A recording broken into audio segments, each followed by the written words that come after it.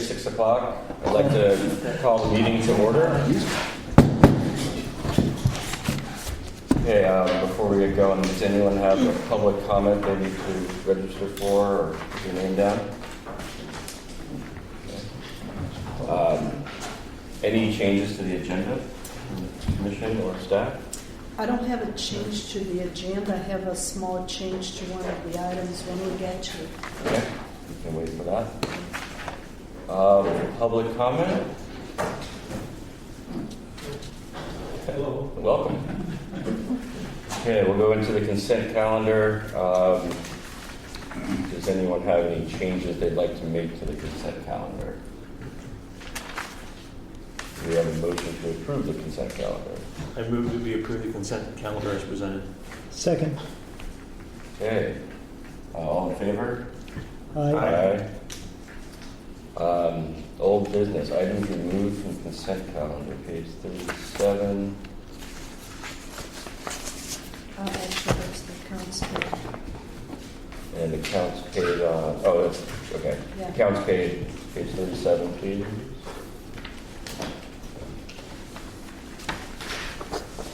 I have no questions. Any questions from any of the commissioners?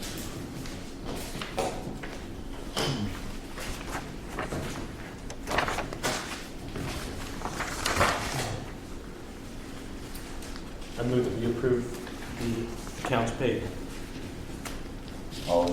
Second. All in favor? Aye. Aye. Okay, we'll go into information on the Go Bond purchase agreement. So the last time we put this on the calendar, but we ended up not getting a copy yet from the bond folks. We only had a copy of the NOAA, so at this point we included a final copy of the Go Bond for your information. So unless you have any questions, it was just for information. Nice job with that. Okay, new business on page 95, please.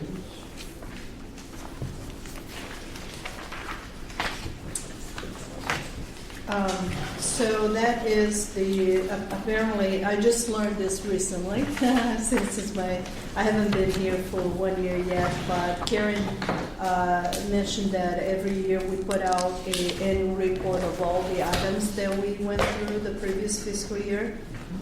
So this is for your information.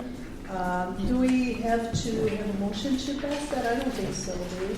It's something that gets signed by the president, vice president, and secretary. Okay. We have a separate, Do you have a copy for us to sign later, Karen? I don't. okay, so we'll send this one. Yeah. We'll sign the one after that. And we'll get Sarah to sign. Well, in this case, he's representing Sarah, so. He's also one of the signers, though. Oh, okay. As vice president. Okay, since it's a previous report, I suppose we could do that. Okay, any more questions on that? Newport Bell Bed and Breakfast lease. Yeah, We finally sold it. Yeah, Tried yes. for a long time. Well, they were supposed to relocate it, and then all of a sudden they sold it. So that's the one that I want to make a couple of changes. First of all, my apologies for not having a staff report in more detail on this. We're still kind of finalizing this document before I went to the APP conference, so it wasn't fully ready, but I didn't want to miss the opportunity to put it on the agenda because otherwise, they're already there. This is something that happens quite quickly, quite frankly. I would always rather prefer to negotiate with someone before they come on board. And unfortunately, the previous owner sold it to the new owners, and they were there, and I just felt like we need to get this moving forward real quick. So I negotiated with them a new lease, which was a little bit higher rate than it was before because I didn't think it was, we're charging enough. Plus, we're also charging for additional parking spaces since they do utilize and we do lose parking spaces by having their business there. So we provided 2 parkings for the owners, but then any guests will, it's accounted for. One thing I would like to change here, because we did utilize a form that came from Doc 3, and I apologize, on Section 1, we do say the premises was situated at Port Dock 3. It's actually Port Dock H, at Port H Dock, which is also described below. So I'm changing that. And I also would like to make a small change on the Section 8.2.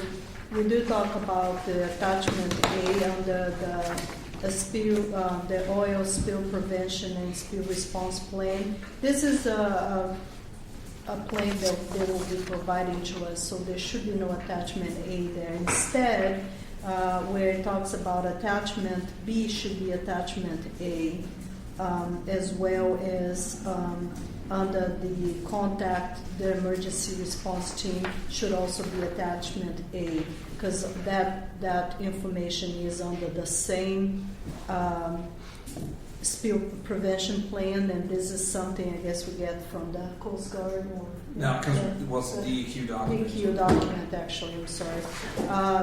And it's a very large document, and we'll provide that to the customer. If you would like to see a copy, we'll be happy to provide to you. But it's a pretty large. It's basically whatever they tell us to do, we pass it on to the customer, and we have the customer prepare a plan that cover those areas. And we have a sample of that from what the previous Newport Bell owners had. We'll probably have them do similar stuff. So other than that, I would like to find out if you have any questions. Any questions? Do we have or do we have proof of inspection of septic holding and pumping? Do we know it's all in good shape and good measure? Do you know, Aaron? We don't have a record of that. He hauled it out last year. Yeah, I remember going up there. But we didn't retain any of his haul records or anything like that. But the stuff dockside is all good. So the dockside infrastructure is our responsibility to maintain, Yeah. and we actually just had to do some repairs on it. I think last week or the week before, something like that. It's a challenge for us to maintain. It's the only boat in the marina that we have Right, sewer direct coming off line. of, So, but yeah, that's the situation with those. Okay. One thing we are doing slightly different is in the past, I think we only charge a little over $20 for to haul their garbage, as well as including part of that line that we maintain. And I changed that to the actual amount of garbage that comes out of that. My understanding is it comes around $80, per month, and then we added another $20 for that line, because it is our line after all, even though their sewer goes to the city. Yeah. So now we're charging $100 for what we call utilities, including garbage. So something that we didn't do it before. And that is not going to change with CPI, because the problem we had before is we always change all of that with CPI. Well, no, as the garbage increases prices, we increase accordingly. That's the way it should be, because that's not increased by CPI. So we're trying to make sure things are charged for actuals versus, Great, thank you. South Beach boat ramp repair. Well, actually, I need an approval for that. Oh. Yeah, I move that we approve the lease with the Newport Bell bed and breakfast lease. Second. All in favor? Aye. Aye. Okay. Item C, South Beach boat ramp repair. Aaron. Okay, so this report, I don't know why the dates are the same on this, but I wrote these on 2 different days. The first report kind of gives you, or the first side gives you a rundown of what the situation where we're at. And at the bottom, my recommendation was to wait to make a decision until we can see if we have funding available. And then if you read the second one, it explains that we were able to get funding from the Oregon State Marine Board in the amount of $10,000 to be applied to an overall project that's going to cost $16,000. So we're paying less than half for the work. But the short story of this is that we've tried to be able to get an excavator that could get out there and place this rock at the base of the boat ramp for us, but with the weather that we've had, the storm surges and everything, it's been too high. So Road and Driveway doesn't want to drive their excavator to water, nor do we want them to, because that's not the way the permit's written. So it's going to take a long reach after all, and it's going to cost us quite a bit more to get one here. It's got to come from Milwaukee, Oregon. So this is what the costs end up coming to be. And like I said, we were able to get the Marine Board to give us a grant for $10,000, and we've already got the paperwork on it, and I have the acceptance letter and everything. So I would recommend that we go ahead. We've got 3 quotes on it, and I'd recommend to go ahead and approve the GM, the contract with Road and Driveway, in an amount not to exceed that with $10,000 of grant funds. I'm trying to remember the contract. So the contract's in here. Is it in here? No, it's not. No, this is this was a very quick. I had to get this together really quickly. Okay. So. What did I read? I read something later on. You had this somewhere else later on. I'm looking for the page number. It has the grant document in there, which was Yeah, approved in so- 1 day. Yeah. Oh, that's it. The grant document. Yeah, and the Yeah, grant, pretty and the good. grant typically, we don't need to bring it to commission if it's under, what, 25? Under 25,000, we have the authority to Yeah. execute over that. Yeah, but the contract, because independent if there is the grant for it, the contract is over my authority, so we still needed to bring it over to you. And again, kudos to Aaron to be able to get with the Marine Board so quickly and get these funds. But if we didn't get this turnaround so quickly, we would have to wait until next year because the fish window is just around the corner. And then next year we would have the same problem because the fish window is always on bad weather, unfortunately. So we're probably going to have the same issue. So instead we decided to call the Marine Board and say, if you guys want us to do this year, we need money. And, he was able to convince them. Yeah. So hey. That's great. And I should have had the contract in here come, and I would have had the actual quote that they gave us. That just I put this in here right before the meeting packet came out, and I wasn't quite in a hurry with it. So Well, go ahead. Ready for a motion, or you got? Yeah, just one more question. Yeah, so I'm trying to look to where I thought I saw a document that had the 4,000. Was it 4,000? And then the 10,000. And at the bottom they added them together to 14,000. yeah, that was in the consent calendar. That was the boat ramp. Oh, that was on the consultant. Yeah, and it was a form that I think has an autofill function in it. So if you read in the items, it says either or.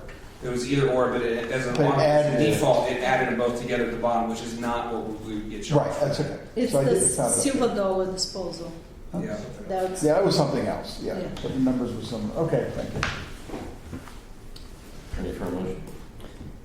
I move we authorize the GM to contract with Road and Driveway to conduct boat ramp repairs in the amount of $16,155.71. Second. All in favor? Aye.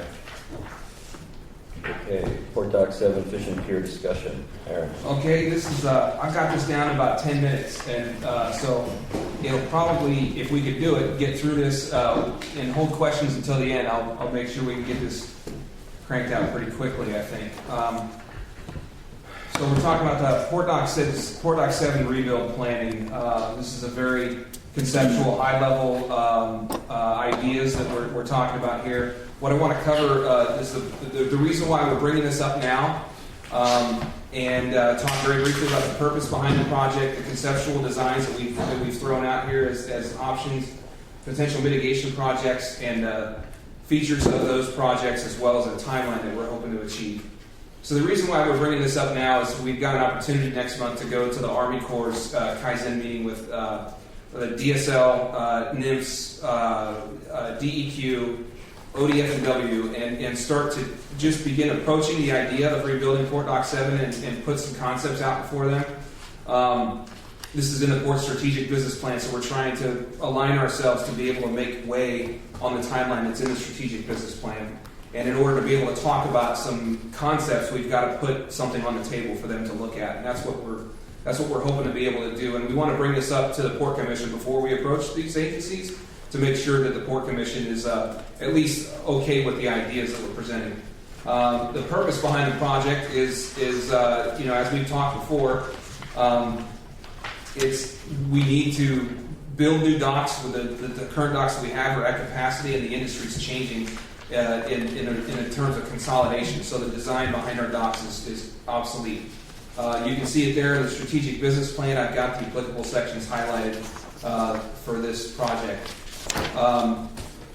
This is straight from the strategic business plan. These statistics here, it documents a consolidation in the fishing industry on the Oregon coast. And you can see that in our books as well, and a shift from vessels, the revenue coming from vessels less than 50 feet to more revenue. It's trending toward vessels over 50 feet. You can see Port Dock 7 right there. It's a 6 foot wide, that's 7E and F that you're looking at. It's a 6 foot wide float, which is not a very good size dock for a commercial facility. It's in bad shape. That yellow box that you see extending the length of it actually contains, that's where we have our water lines inside of that thing, because you can't put water lines under the dock anymore. It's too rotten.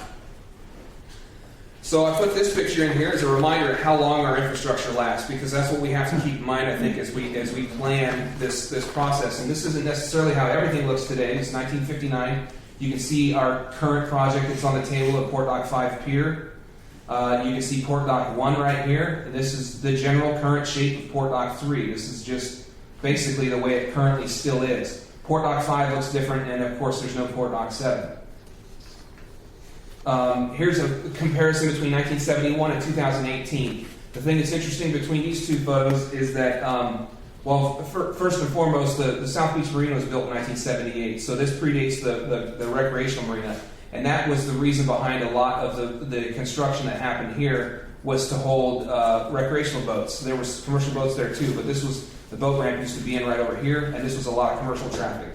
So the big thing to look at between these two pictures, when you compare the structures, they're basically the same, except that nowadays we actually have less dock than what there used to be, because it's become rotten. We've had to cut it off.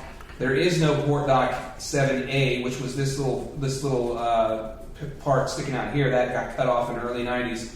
So that's missing. And then 7B has been shortened significantly, and it's really not, you can't moor commercial vessels there any longer. It's entirely too small and in poor shape. But so you can see that here we have less moorage space than what we used to in the commercial marina. But again, that's 1971 to 2018.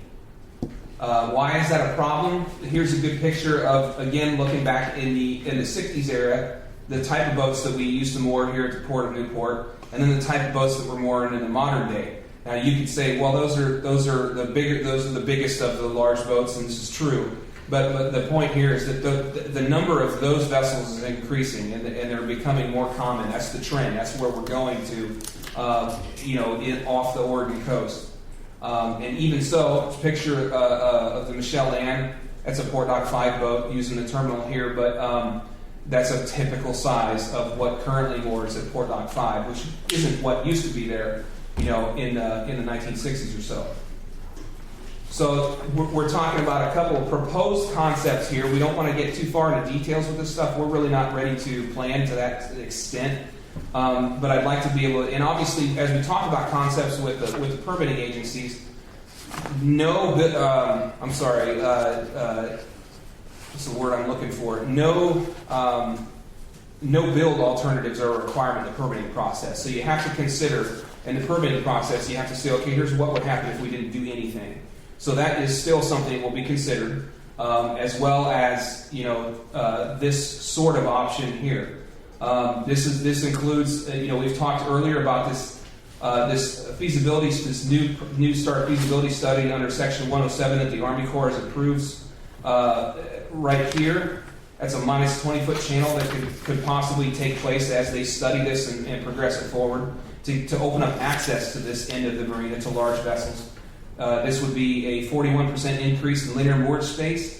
You see the numbers there. These are two 360-foot side tie spaces here that would have adequate shore tie and electrical capacity support large vessels. And I believe that in order for us to be able to do this and be able to make it financially feasible, we're probably going to have to make some upland improvements as well. I think that one of the things we're going to want to add is a village pump out station in here, and you know, probably some better restrooms to accommodate this. This is going to create a lot more traffic down by Port Dot 7, a lot more business over there, and so the current facilities aren't going to quite cover what the usage would be in the future. So in order for us to be able to consider increasing capacity, we have to consider what the mitigation might look like. And so when I sat and looked at this, you have to accept the fact that mitigation is going to cost us money. If we're going to mitigate for anything, it's going to cost us. So I pushed myself to imagine a scenario where we wouldn't have to take that mitigation money and spend it on somebody else's property. So one of the ideas that ODF&W has put a few mitigation projects out there, one of them being removing pilings upriver, for example. So if we needed to get some removal fill credits, I think it's best for us to be able to get that by putting that money into our own property instead of putting it on somebody else's property on a project we've got to do anyway. And that's what caused me to look at the old fishing pier across over here in South Beach. The reason why I looked at it is that's a scenario where we could possibly get the mitigation credits we need, and at the same time knock out a project that we're going to have to do anyway, and it adds value to that project and brings it creates a commercial nexus for funding purposes. So you can tie it. It's not just a tourist amenity at that point. It's a project that allows us to create improvements in the commercial marina, which supports the #1 industry in the region. So, without coming up with another subtitle mitigation project, we wouldn't be able to expand Port Dock 7, basically. That's the idea here. Here, this is a picture of what we're talking about. I wanted to put this chart picture on here because this can kind of show you mean lower and low waters, what all these soundings and what this mud flat is. But if you can look here, ODF&W mentions it on their website. They've got a map that kind of tells you where you can go clamming, where you can go crabbing, where you can go do different types of fishing. And they do mention on their website that where you want to go on the fishing pier is out toward the end. The most valuable area for fishing is out here because this is basically mud flat. Even at a high tide, you don't have much depth there. So it means that much of this structure is a bridge over mud flat, which isn't the best use, environmentally speaking, of that shading over the water. The proposed configuration that we've kind of imagined here would be to do some improvements on its breakwater, bring it up to grade to where the current pathway is, and create a walking pathway out to breakwater, and then a shorter pier out to where the current platform is. And it reduces the amount of over the water structure significantly, and it increases the amount of fishable space on the pier. And here's an idea. Here's a picture of sort of what we're looking at. Instead of banking a left here in the future, you might be able to go straight and just walk right out that improved higher breakwater to a pier that would go across the water to about the same location. In order to do this, we could initiate a Section 408 request to the Army Corps. We've already got this project on the Army Corps' radar. This is in the PNWA's list. Right now it exists as a conditional survey of the breakwater. And it keeps getting deprioritized because it doesn't have a commercial nexus. It doesn't compete as well as jetties or other dredging projects that have a commercial nexus. So doing it this way can increase the priority of our project that we're talking about here. This is off the PNWA's list of proposed core projects. Yaquina Bay and Harbor talks about the South Beach breakwater conditional assessment and improvements to both breakwaters in the marina. So again, this provides a little bit more priority for this project from the Corps standpoint. It may also provide a funding opportunity or two because it completes a walkway around the marina. Aside from that, we have it's not something that's foreign to the Corps.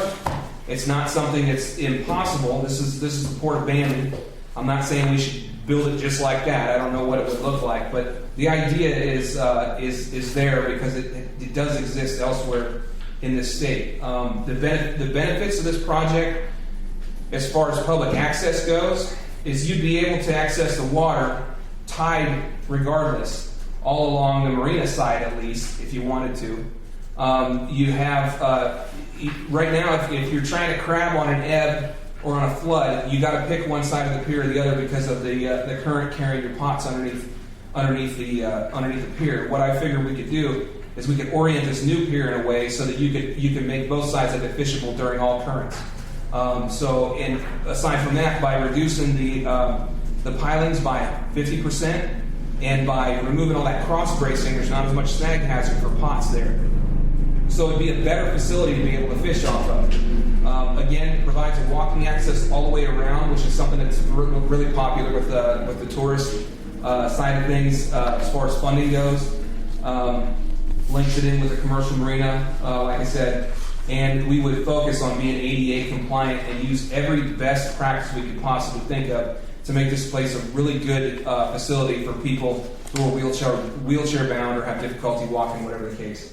The environmental benefits, like I said, we're reducing the number of creosote pilings in the bay. We gained 75 pilings out of this project, 7,400 square feet of over the water structure that could possibly be applied in the commercial marina to expansion over there. That's the idea that I'd like to be able to talk with them about, is if they would realistically consider that or not. And if the public says, hey, look, this isn't going to work for us, we need more pier, we can always adjust those numbers and simply just add, you could do a 90 with that pier and put more over here if you absolutely had to. You would lose space in the commercial marina if that was the case. We're also going to have to mitigate for eelgrass. There's I'm pretty sure, eelgrass throughout Port Dock, in places in Port Dock 7. Good thing is we've got experience at the port with transplanting eelgrass. We have some areas where it's not growing currently. We kind of need to stay away, I think, from this area. This is a popular clam grounds out here. Although it's debatable, some people will say, hey, you can plant eelgrass and still be able to clam it. It's, I don't know. I don't really know. That's something we have to talk about. It's going to cost us to be able to do this, but I think it's something that we're going to have to do in order to make it work. So the general timeline we're talking about, we start this year with conceptual planning. We need to be able to do this higher level planning so that we can inch things along for funding opportunities. In order to be able to get funding opportunities, you have to put forth a plan that's got some buy-in and got some aspects to it that people are going to think is realistic. And then we'd be looking at possibly construction November 24. It depends on how the bidding would work out. We might have to do it in 25. But we're trying to keep pace with what we have in our strategic business plan. So in closing, we want to make progress on this strategic business plan. We want to discuss permit concepts with the permitting agencies, see if they're even going to consider it. We want to get out in front of any challenges that we might face along the way and build infrastructure that's designed for the future. We want to be able to continue this. We have to remember that what the importance of the commercial fishing industry is to the regional economy. We want to be able to support that and make sure we're going to support it for the next 40 years or so. And be happy to answer any questions you might have. What type of grants are you talking about for the commercial marina? So it would depend. So we would start with planning. We would have to get a lot of planning grants and things like that. It looks like Connect Oregon funds might be in there. There's a number of other, you could go to look at the federal. This would work well for an EDA grant. Actually, it would work easier than our Port Dock 5 project. Although MARAD. Yeah, MARAD is another one. The MARAD grant, they've got one, I can't remember which grant it is, but it competes better with big projects. Like the bottom end of it is something like $10 million. $10 million. So if you recall, one of the reasons that I was talking about getting some reserve funds for a match, it was exactly to put towards some opportunities that have come around and we haven't had the money to, including the Tiger grant that we had to return because of that. So with the NOAA refinance, what that did, unfortunately, it doesn't give us millions of dollars today. However, it gave us about $300,000 a year, and I was doing some calculation, and if something came up and we had to get a loan with the state at a 3% interest, we could leverage about $4.5 million.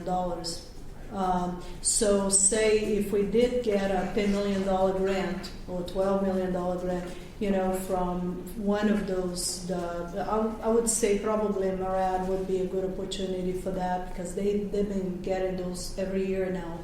And again, we haven't been able to participate. And we need that match. We can work it out with the state and leverage that with the funds that we have put on reserves for those matches from the savings from NOAA, because we should be able to, if we need a 20% match, we should be able to get a $20 million, like I said. And right now, what we are doing is we're working with the state on planning grants.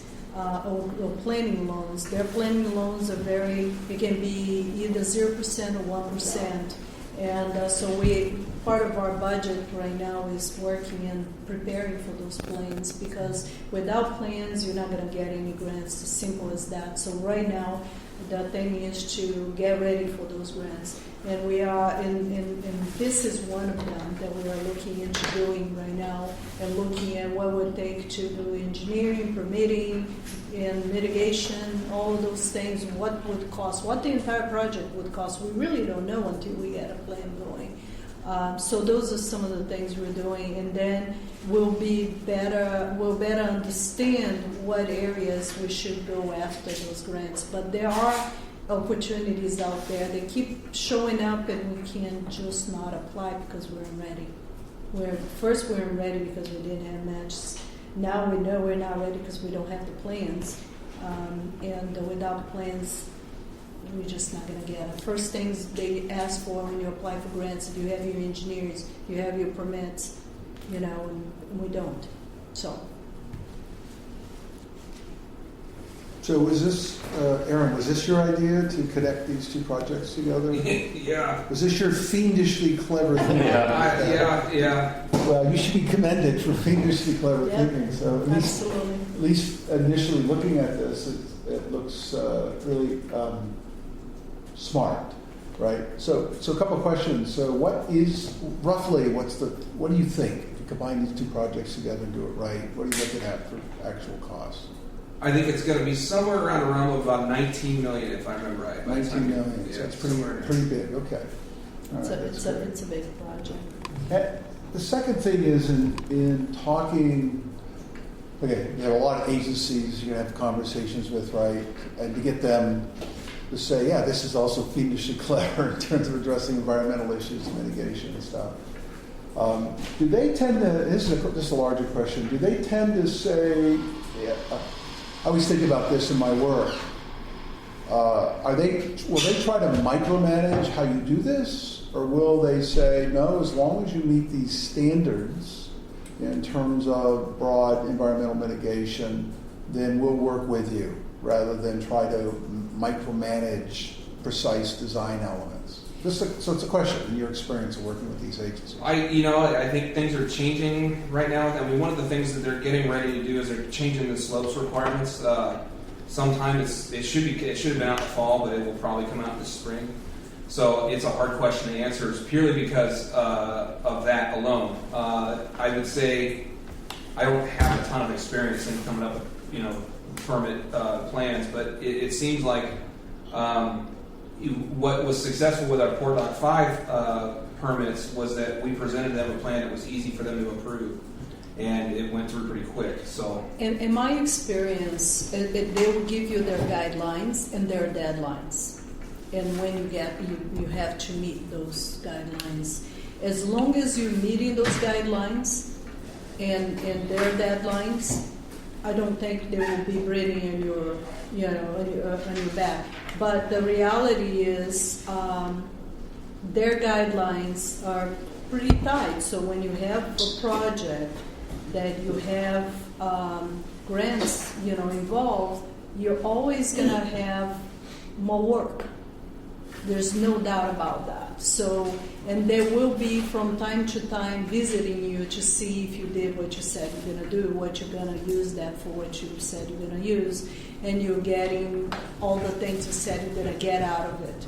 Those are more the type of things that they're kind of pretty hard on to work with, because you got to make sure you meet what you got to do what you said you're gonna do. Okay, then one last question. Do you need help in facilitating or coordinating with all the agencies? Is that something you do directly, or do you hire an outside pro to help facilitate? That's part of the planning. When you're doing a plan for a project, you pretty much include, you want to include someone that helps you coordinate all of that, because there are a lot of parties involved. And from the engineering to the environmental, to the permitting process, that with several different agencies, I think it's smart. We just don't have in our staff, as good as Aaron is, and he's done a lot of good work in permitting, for a job that large, it would be insane for us to think that we can take that on and do it right, you Good. know? Okay. So, That'd be part of the cost. yeah, Probably well worth it. absolutely. Thanks. Thank you. That's a question. Yep. On the fishing pier. If we're gonna make it more accessible, where are people gonna park? Yeah, that's a really good question, because I think we also, that goes back to, you remember that we had property issues over in this corner. That's something that we really need to look at long-term as well. I think we need to work out some of those property issues and improve the parking lot over there. I mean, one of the challenges we've got is with road, I mean, it's in roads lease, that's partially their use area as well, so. Right. I think those are things we're gonna have to work out. Okay, and then the only thing that I can see there might be an issue is people fish with crab pots fishing on the north side of that pier with incoming boats on really high traffic days. Right? Off the pier end, right? Yeah. And that would be my concern as a recreational boater. And then I know that we will be able to get a lot more different grants for this fishing pier than we will for the commercial marina. If we tie them both together, is it one or is it all or nothing, or could this one go forward if the other one gets kind of stalled? We could probably, so I think it could go forward. The trouble is that you might lose the mitigation piece of it. Yeah, that's my. And that's the really tough part. Yeah, there's a lot more money available for new fishing piers than there are for marinas. Right. I would just hate to see this get put to the side because we couldn't do the other one. Right. Well, and Because they're both needed, they're both in our plan. Right. And if we tie them together, I just wouldn't want to roll the dice or at least be able to do this one if the other one can't be done. that's why we look into it early on. Yeah. Because if we don't at least try to do that, because as Aaron indicated, it's getting tighter and tighter to get mitigation around this area, and even if we're paying for it, it's hard to get them. They're just, especially in this area, there isn't much. So when we have our own property here that we can use for that, we have to use it for our advantage. So if it's possible for us to do that, absolutely. That's what we want to try to do. But if we can't, we don't want to stop the project because of it either. So, and that's why we're looking at early on, and we'll figure it out. If we feel like it's just not going to work, then we'll move on to just focus on that as a separate project. Any further questions? No, good work, good thought process. I look forward to when we get to the kind of looking at our 5-year plan and looking at the upcoming year and goal setting and all that, and kind of looking holistically at everything we have, and kind of seeing how everything fits together and what you got to make choices of what you go after. And I'll be curious. I know a lot of work has to take place between now and then for staff to come back at that time to commission and saying, here's what we're thinking of prioritizing, here's what we have to prioritize because it's falling apart, and here's what we want to do, and here's options. I look forward to that discussion. You kind of got your work cut out for you because there's a lot in that 5-year plan, a lot of infrastructure to deal with, but I appreciate the proactive approach in dealing with two of the big ones and putting them together. Thanks. Yeah, I agree with that. Great looking forward. Good visionary stuff. Great. I mean, it's good. If we could tie them together, that's wonderful. I was kind of curious if you knew what's the value of mitigation per square feet for eelgrass habitat? Yeah, those are things I really need to talk with the permitting, and it's again, you could look backward at what we got credit for on the NOAA project, but I don't know if it's going to be the same.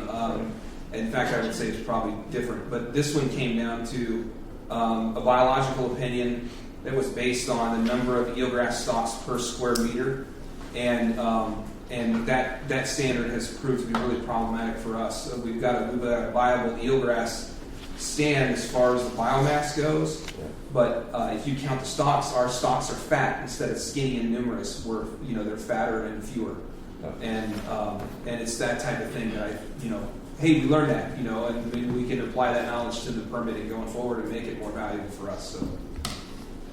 The thing with mitigation is one of those things that you're probably only going to know what's going to be when you get closer to the project, because again, rules and regulations keep changing so much all the time that you may have spent, say, $1 million on this mitigation, may cost you $3 million on this one. It's difficult to predict by the time we get ready to do it at this point.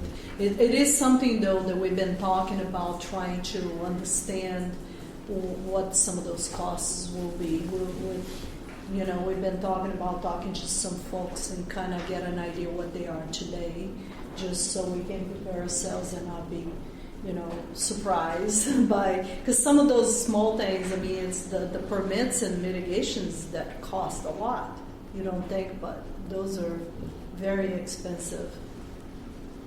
Just one other question, I realize this is thinking out 6-7 years when it's finally built and you have vessels using it and revenues being generated from the moored trades. So, I don't know if you've done much thinking about that yet, maybe you have during the strategic planning process. What would that look like? Because I think you were making the argument, right, that there will be, I think there was a letter from... I forgot to mention that. Yeah, you mentioned that, that's in the meeting packet. That was from Rondis, and they're concerned about our ability to support the fleet that it would take for them to make additions to the processing capacity in the estuary. So we want to be able to, I'm concerned about that. I talked with Lori from the processors, can't remember the name of the organization, but West Coast Seafood Processors. Right, today, and I mentioned that to her as well, because she's it's definitely something that we want to keep an eye out on, and I think this is why I mentioned upland improvements, because I think that we do better to provide more services. It helps us create more revenue, and it provides better options to the users of the port. So if we can add in some of these amenities somehow and still make it economically viable, it might help us out quite a bit. Well, just one follow-up. So if you were to guess, once it was built, let's say the design is similar to what you just put up there. I realize this is just very conceptual right now. Given the number of berths, would you expect in 7 years for those to be actually used and generating revenue? Or would it take 15 years to fill the spaces up? I mean, how would you see that? I think they'll be immediately used. You think it'll all be immediately used? So that's not an issue. I don't think so. I mean, that requires a bit of speculation, but I honestly think that if we can build a facility that is, if you look at the way that this facility works, it's way easier to work off of this facility than it would be off of Port Dock 5, because you're working out that long pier. And I have an inkling that if you can provide the right services over here, that people are going to prefer to come down to this end. And you may see a natural shift in people wanting to use this end and the newer docks. And if, like I said, if you can get the amenities in here that people want, you may see people naturally move down here and be willing to, get a secured slip over here on an annual agreement and, have their own spot and know that it's going to be theirs. So I think it will go fairly quickly. I think it'll work. And besides, when we get ready to do this plan, part of doing the plan is the economics of it as well, because in some cases, depending which agency you're asking, they may require that anyway, but we want to know, because if you get someone to look at what services you need, what will bring the most revenue, would that be filled? They should be able to answer to a certain point that question. And then, because we also want to know how long it will take for us to pay for it. So all of that hopefully should be included on that plan. That's the idea, that we have all of that put together as part of the project. Well, let me just ask what other, could you, and maybe Aaron didn't understand, were you talking about some vessels leaving one type of dock, one area of the docks here, and moving over here? Or are we adding new vessels to this port because we can provide greater services? A combination of the two. A combination of the two. Yes, I think both will happen. I think that basically you build a new facility and it has the pieces to it that the customers are looking for. They're going to come here. We've got a list currently. I mean, we've turned back a number of businesses already, and we still get calls from boats. Kent just talked to me last week about 80 some odd foot boat wants an annual moorage. We just don't have the space for them right now, and we get regular calls from boats that are looking for annual moorages. Plus, I know of several boats right now. They're making determinations on whether or not they're going to sponsor them. And when they sponsor them, they're going to outgrow their current slips over on Port Hot 5 as it is. So, when that happens, the shape of the slips and the quantity, the shape is just as important as the quantity. Because, like I said, if you have a 40-foot slip and then the boat that resides there sponsors and they get wider, you may not be able to fit two side by side in there if you don't space them properly. So what we're looking for is not just an addition of linear moorage space, but also a really efficient use of the space that is available that allows more people to come in.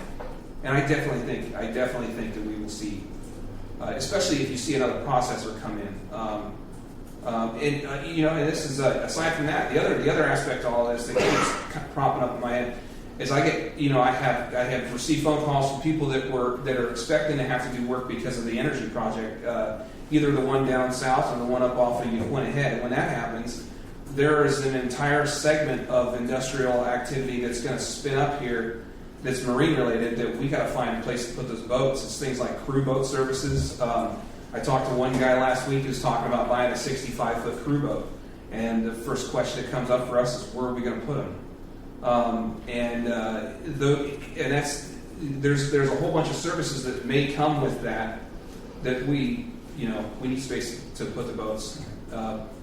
Tugs is another one. If you want to you put tugs someplace, we need someplace to put all these boats. So, All right, thank you. That was good. Okay. Item E.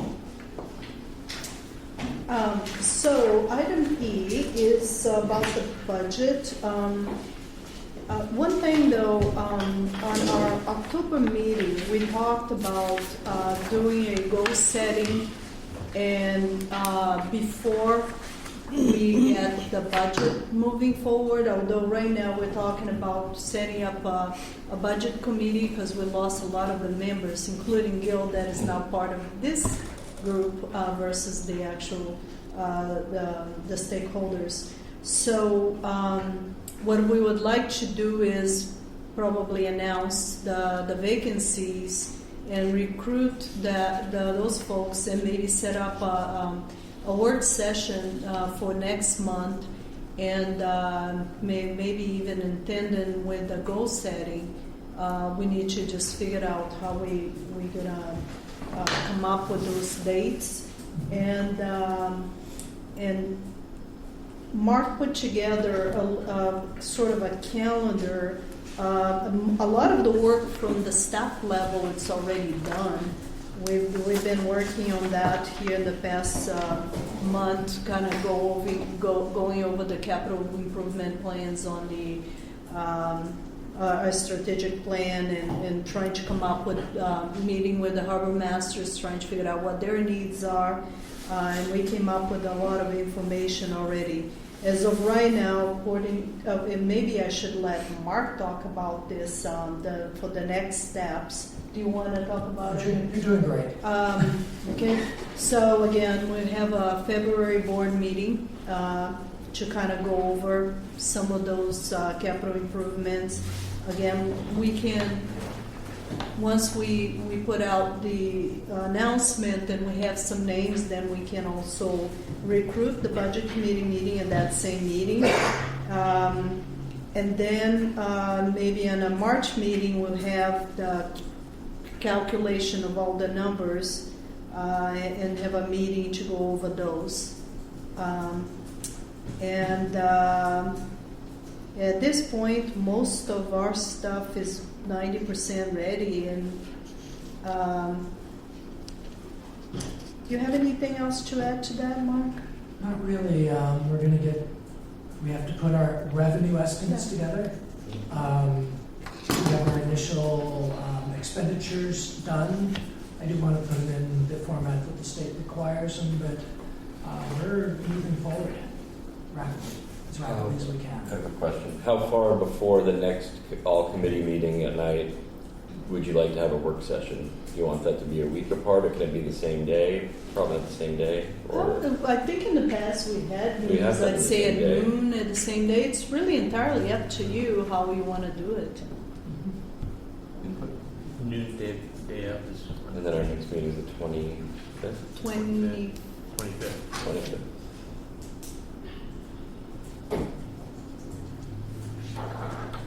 Does that work for everyone? February, we're talking about. Yeah.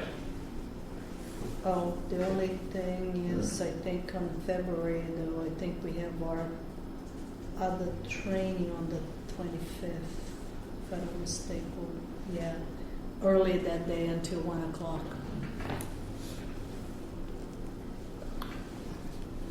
So, Maybe not that day. sorry.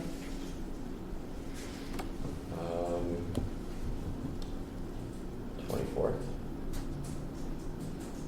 When's President's Day? 17th. The Okay. week before. I propose the 24th. Sure. It's good with me. Works for me. Okay. At noon? Okay.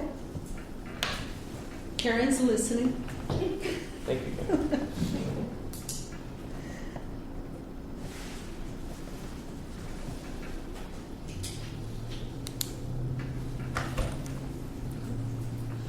Okay, item F, audit fiscal year 2018-2019.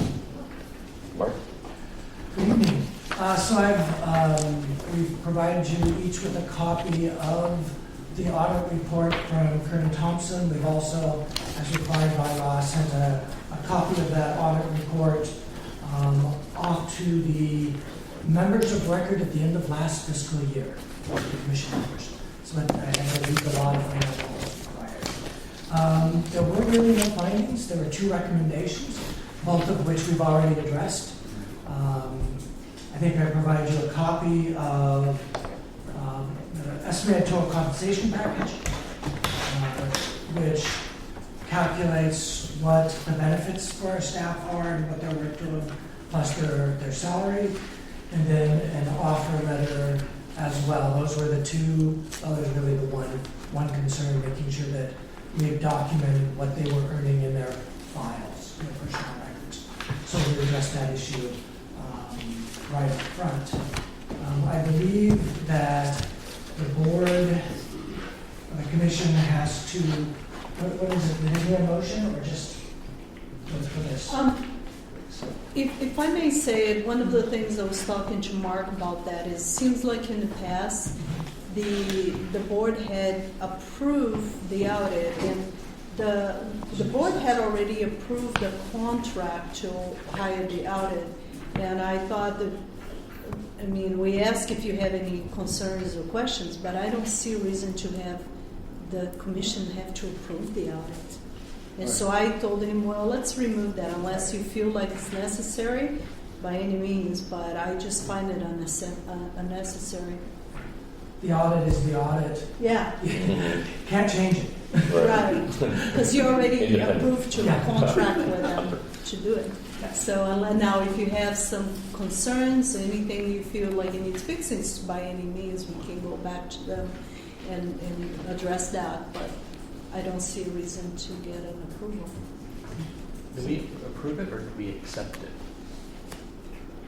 By not having any issues, you're pretty much accepting it.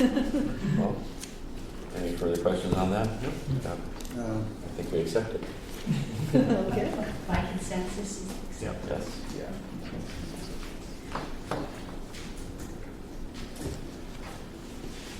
All right, staff reports. All right. I'm getting down to my staff reports. Try to go over and make sure I don't miss anything. So I provided several things in the staff report this month that you haven't seen in the past. I'm still looking for my, what page is that on? 197. Right here.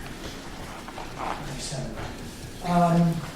So we are in the 6th month of fiscal year, we're halfway through. Statement of cash flows, I'm going to hit the highlights. I think you've had an opportunity to review it. So we had a negative cash flow in December, which is to be expected, business is slow. But if we look ahead through the end of February, based on how we've done historically, the cash flow should turn positive again. It's just a slow month. And you'll find the cash flow in your packet. We did transfer assets notes, I've mentioned. Highlights of it, again, total income is looking good. If you take a look at the staff report, I'm now providing where we're at this time this year compared to the previous year. You'll note that our net income is significantly higher than what we are in previous years, which I wish I could take credit for. I'm going to give it to this guy next to me. A lot of efficiencies. A lot of efficiencies. Yeah, Aaron has done good. Yeah, so he's done a really good job there. Budget-wise, we're on track to meet our budget. We will be looking at our budget real closely this month and seeing if we need to do any adjustments to the budget and presenting those to the commission next month.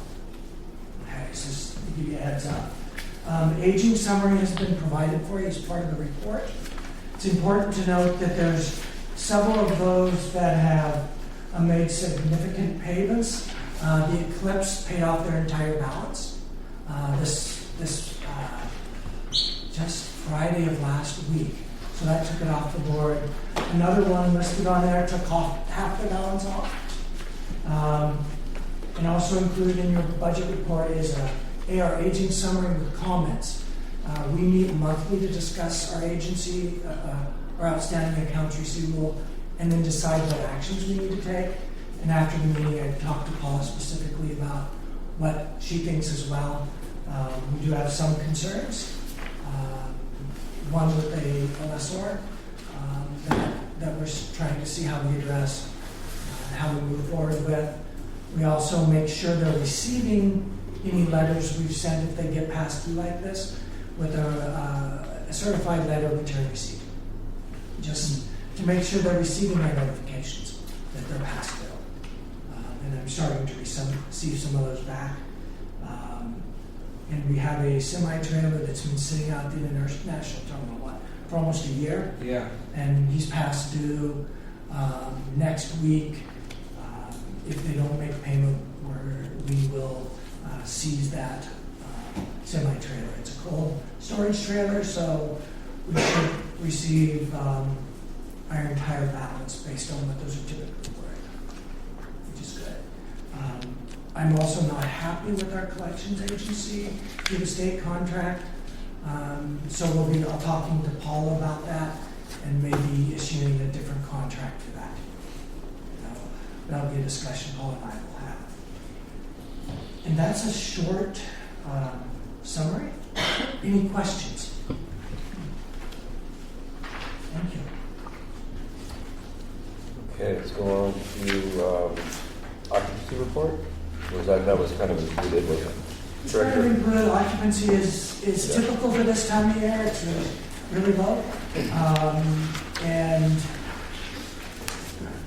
it can be a variety of things. But we're taking it close enough to see what we really need to do this time of year is attract events that will attract our ears. Yep. We're almost full for the Newport Festival, looking ahead, which tells we're right on the verge on our pricing, I believe. We'll be taking a look at that. Okay, Director of Operations report. Thank you. It's been a busy month. Followed up with the EDA last week, got an email from them that just stated where they've set the money aside for us as far as the grant for the Port Dock Pier goes. And they're waiting on word back from Washington, D.C. to finish up the processes to give us the word on the award of the grant. As soon as I hear something, I know how anxious everybody is. I'll make sure everybody knows. We got the survey. This is not my report because I just got this beginning of the week. The survey results back from our hydro survey on the NOAA Pier. I'm pretty sure we're not going to have to dredge over there this year.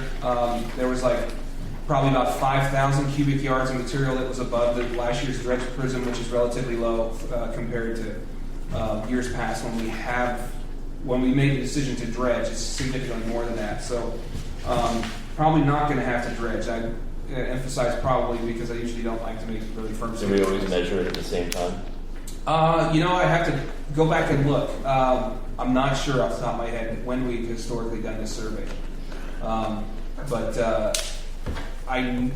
To me, it stands to reason to be done at this time because there's enough time to have some runoff to move things around. But I'll double check on that.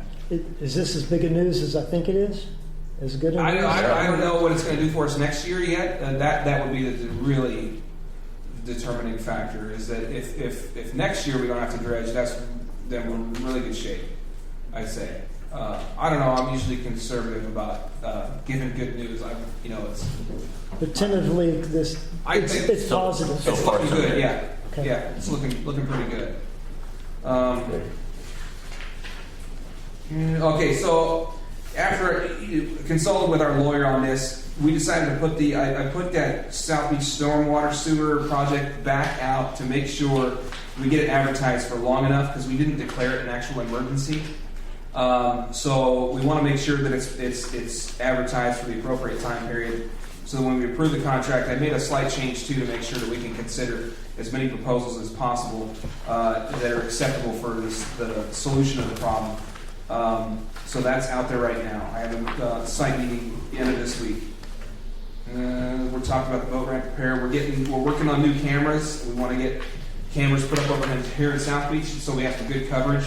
That will definitely change the way that the facility works. It's proven to help us out quite a bit on the north side, so we want to get that done. So I'm on the Resiliency Advisory Committee for the Cascades West Economic Development District's update to the Comprehensive Economic Development Strategy. What that really means is that when I wrote that EDA grant, that says the Comprehensive Economic Development Strategy is what I used to write the grant.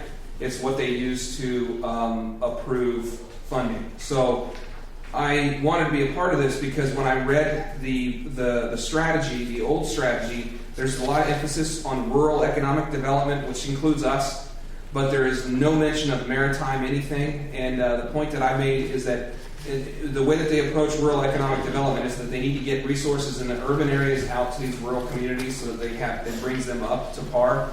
And the point that I want to be able to get in here for them this go round is that it's a little bit different for us because we're a coastal town. So rather than bringing us up to par, we bring real value to the economic development district because we are the gateway to the resources of everything offshore. So any resources that exist in the ocean that can be brought into the economic district to benefit jobs and economic development, we would want to prioritize investment in those type of projects, and that would directly benefit the port, obviously, but really it benefits the economic district. And so those are the points that I've been trying to make throughout this process.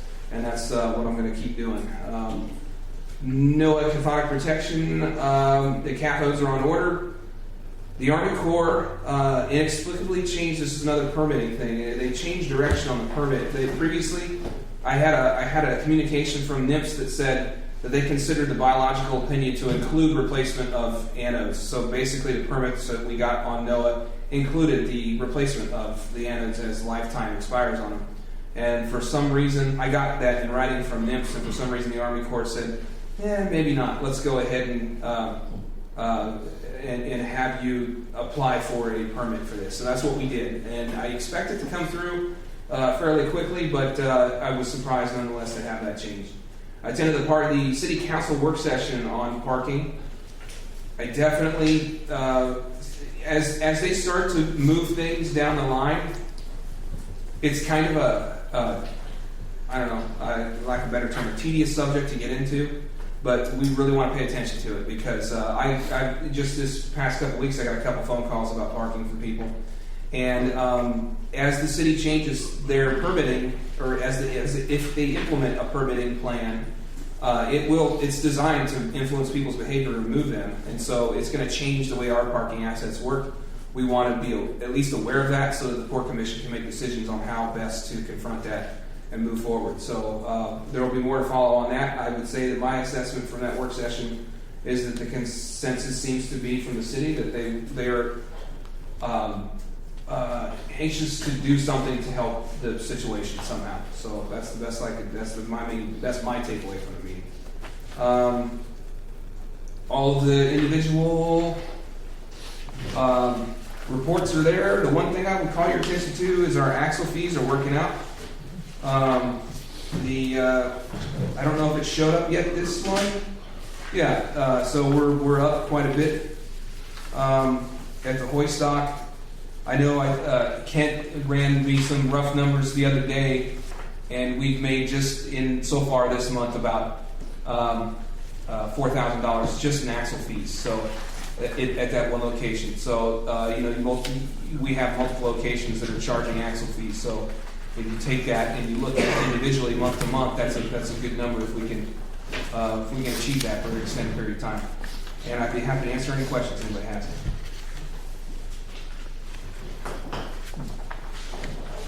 Any questions? Okay.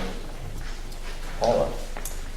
Yeah, so as I mentioned on my report, that obviously with the holidays, and conferences and so on, it's been kind of a little bit different here in this past month, but obviously we are moving forward with the budget and looking again at strategic planning. So we spend a lot of time doing that and strategizing with our directors and looking at what we need to do moving forward. So it took the opportunity with the holidays and everything after that just to focus on those areas.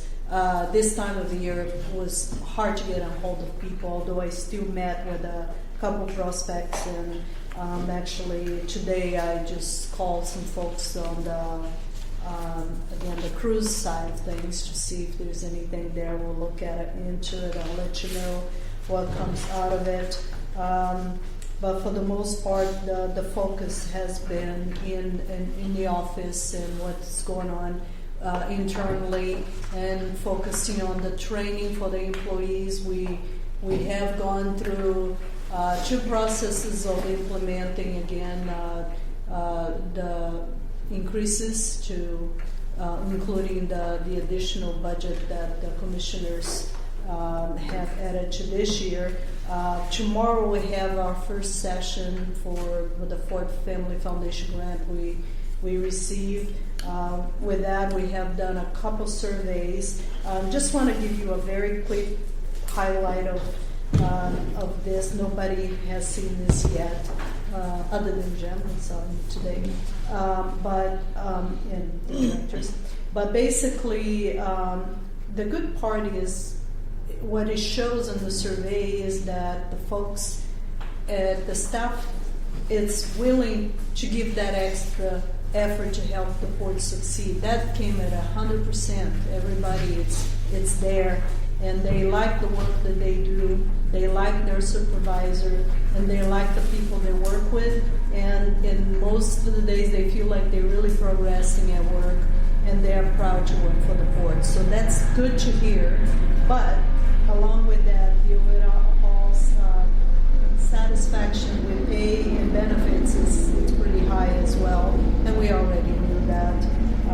And communications and the team work, obviously it's a problem, and it reflected on the survey, and those are the type of things we're trying to change right now.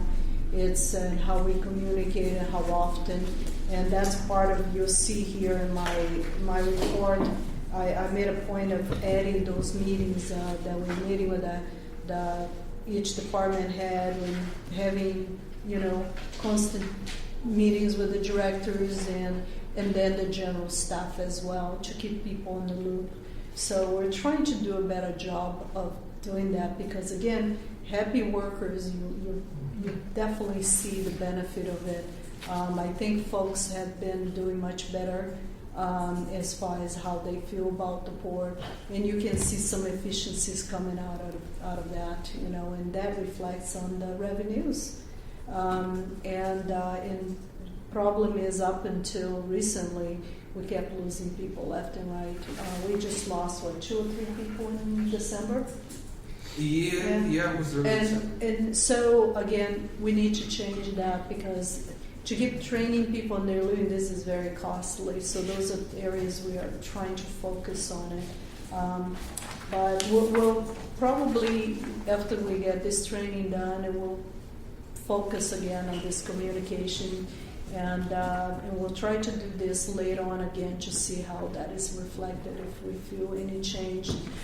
Again, we'll come back to you through the budget for an additional increase, because we are indeed lower than most folks out there, especially when it comes to ports. So we need to make sure that is reflected there. And at this point in time, we're just really getting ready for those goal settings and the budget. And I don't know if you have any questions about those. I'm not going to repeat everything I said on my report, but if you have any questions in particular, anything you're interested in.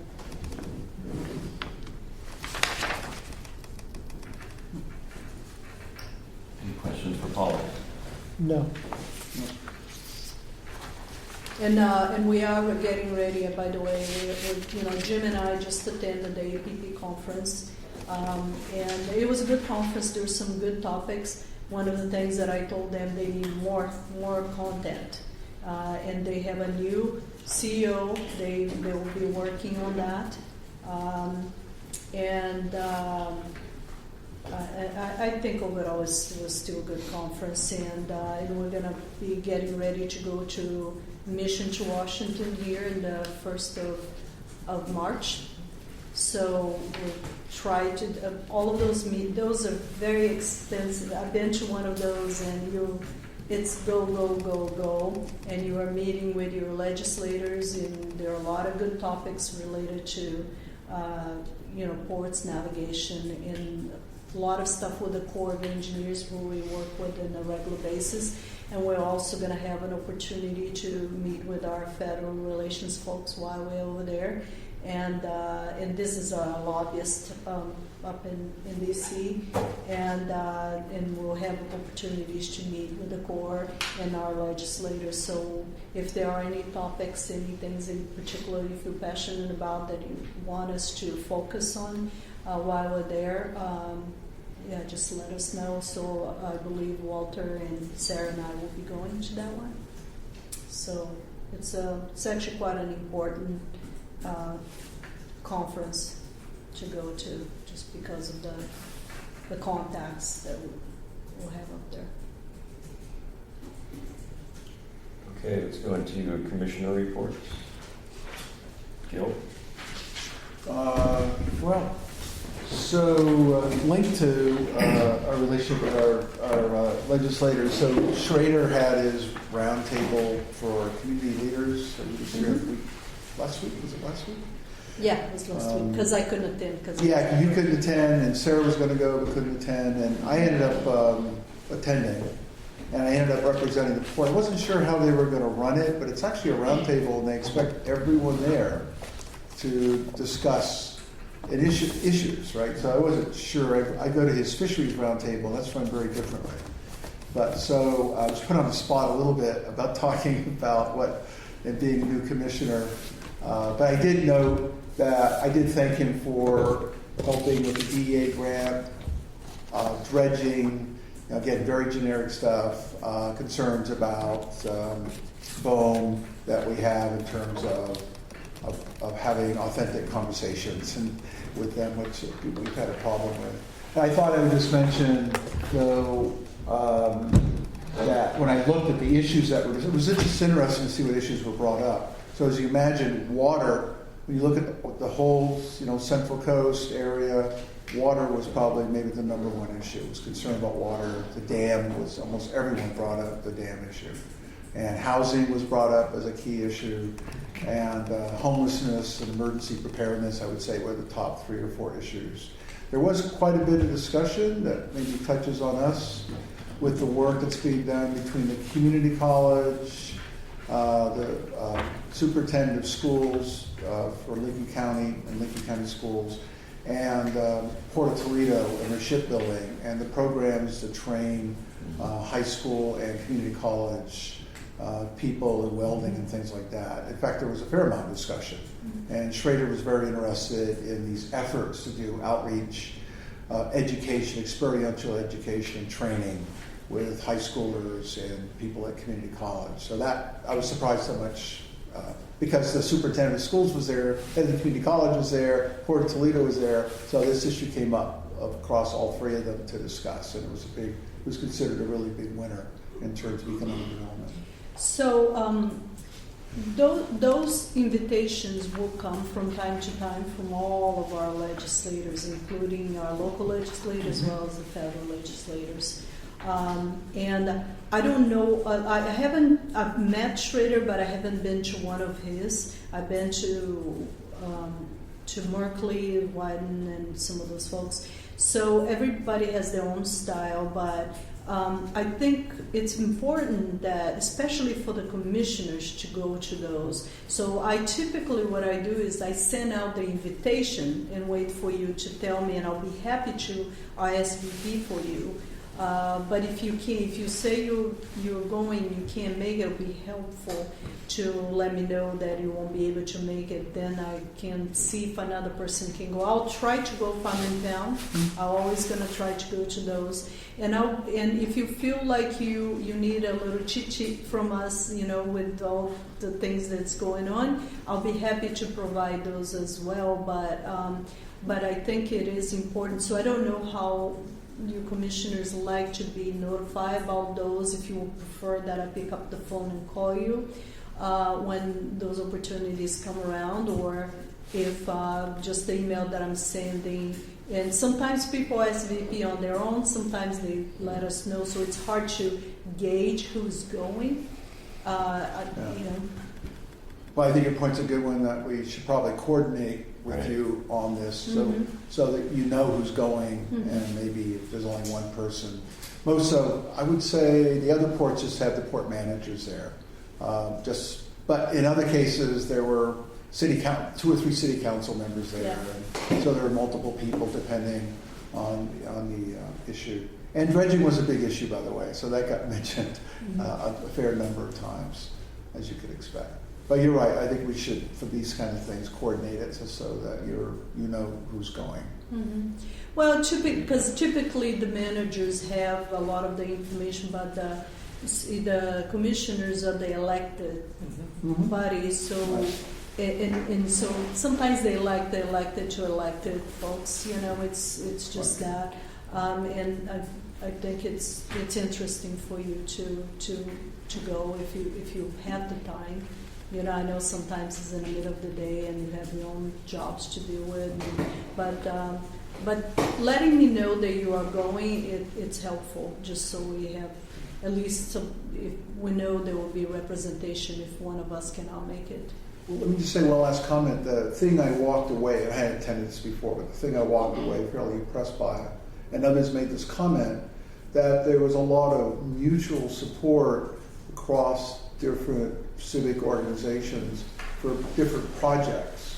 And I think Schrader even mentioned a comment that this is really good to see a set of communities that are mutually supporting. So it's a good place to communicate, because you're sitting around a round table with, city mothers and fathers, and to alert them to your projects, and then also to see the mutual support.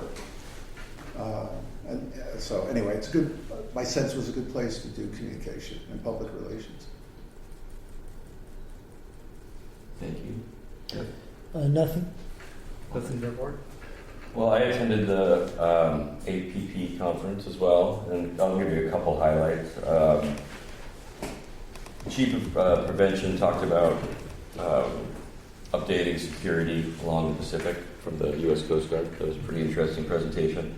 A couple of the talks I got probably the most out of, Sam Winton, who's a coastal resilience manager for EA Engineering, which is a private engineering firm, talked about how some funding organizations are kind of coming more in line to deal with sea level rise, how they deal with that in different estuaries and wetlands, and also mentioning the National Wildlife Foundation and as a funding opportunity. And that day they announced, in conjunction with Wells Fargo, a very large sum of money that hopefully that's kind of a periodic thing. I think it's due, they just announced it the same day as the presentation, but interesting grant opportunity that might tie into Eelgrass. So that was a good little bit of information. Talked to a woman named Sarah Posky from Linker Tech. They deal with biological opinions, biological assessment, ESA type stuff. They're based on the West Coast.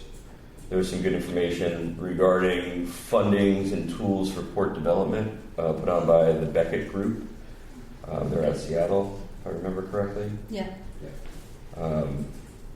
Yeah, a lot of good information there and how to prepare for Those are grants. kind of the highlights. I don't want to get into the weeds on too much of this. It was an interesting piling protection program that was put forth by I forget the name of the name of the company is Schrader Company in Sales, but that's not the name of the product he was talking about. Yeah. The Camel. Yeah, I I'm don't trying to remember. remember. I can find the info if you're interested. We'll have access to the presentation. Yeah, the presentation's all It was online. quite I can send you the interesting. link. That's my report on that. I did miss one thing in that. And Okay. I just make sure. The bone task force, I was put on that. Yep. As I squeaked enough, and they are opening up all ports up and down the coast, and so they put me on there as one of the head squeakers and also as the chair of OPAC. So Right in the chair. yeah, so I'm. What's That's the good. next event regarding It's that? good. What's that? When's the next event? They haven't said Meeting? anything. So, Okay, yeah, but that's. thank you. Yeah. Calendar and future considerations. Any comments on any of those? No? Yeah, the next commission meeting will be on February 25th, and we'll have a work session at noon on the 24th. Paula mentioned the mission to Washington on the 1st through the 5th, and now it's time for public comment. If anyone would like to have a public comment? Rex Capri, 255 Northwest 17th Street here in Newport. I'd like to ask the commission to present at their next regular business meeting in February, if they could, a complete summary of all the effort that's been put into finding and soliciting new users for the Newport International Terminal. Sure. That would be coming from. From Paula. Yeah, for the whole year, Okay. the past year, if we could. Well, I wouldn't have for the whole year, but I would have starting in May. 9 months. Okay. Okay? Yeah. Thanks. Yep, thank you. Okay, on that note, I will close the meeting at this time, and it is 7:24.